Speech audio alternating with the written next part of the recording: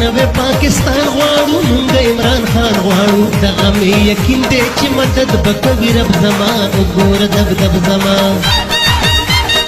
د هر ظالم مخه نیول غواړو دا عمران خان وایي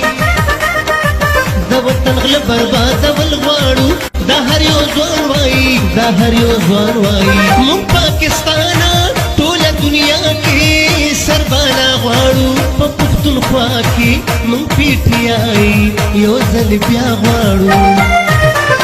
بیٹ زمون نشان دے وزیر اعظم مو عمران خان دے بیٹ زمون نشان دے وزیر اعظم مو عمران خان دے